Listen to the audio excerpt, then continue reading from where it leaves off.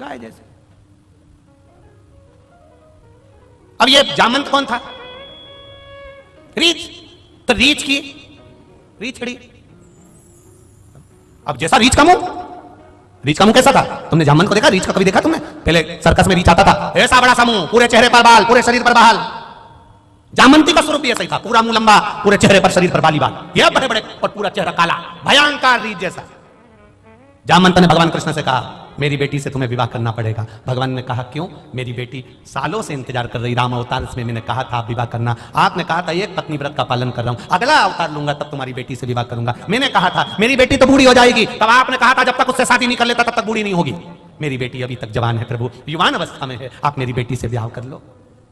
भगवान कृष्ण ने पूछा, जामंत तुम्हारी बेटी दिखती कैसी है? जामंत ने कहा, बाप पर गई है।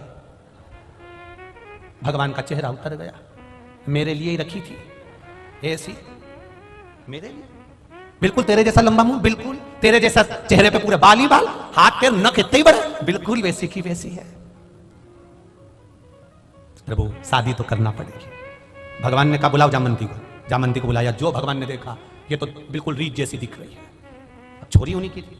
भगवान ने कहा, शादी तो कर लूंगा जामंती, पर शर्त एक है। क्या?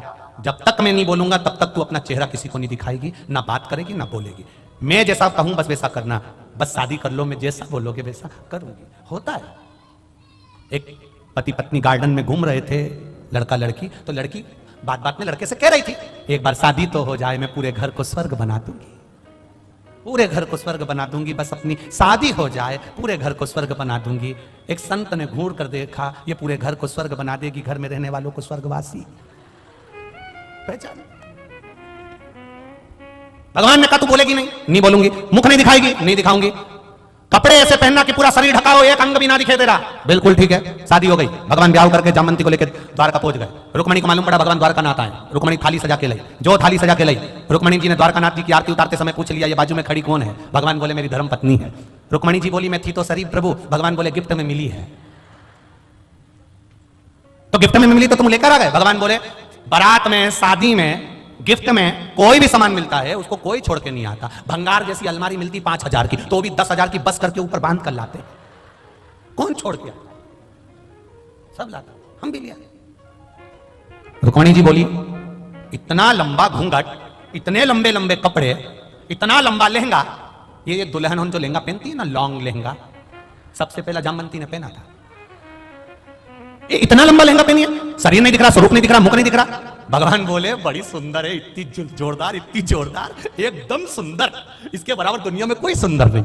इतने में रुक्मणी जी बोली, ये मुझसे ज्यादा सुंदर है क्या? भगवान बोले, तू तो उसके पांव की धूल नहीं लगे, तो उसके पांव की धूल नहीं है।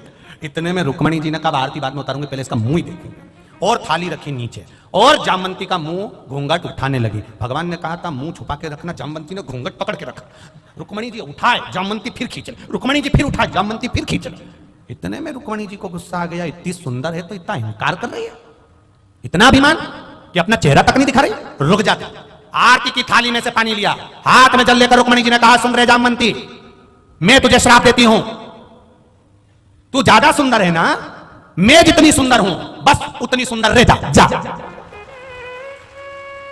भगवान ने जामवंती को कोनी मार के उठा लिया, उठा लिया। जो जामवंती ने घूंघट उठाया, भगवान के गले की हार में, रुक्मणी जी की हंसली में, जो जामवंती ने अपना चेहरा देखा, इतनी सुंदर हो गई। जामवंती ने ठाकुर जी के चरण पकड़ लिए, तेरे बराबर लीला कोई नहीं कर सकता, रीछड़ी को इंसान बना दिया, ये तेरी कृपा है, ये तेरी करुणा है, ये तेरी कृपा है, तेरे बराबर कोई नहीं।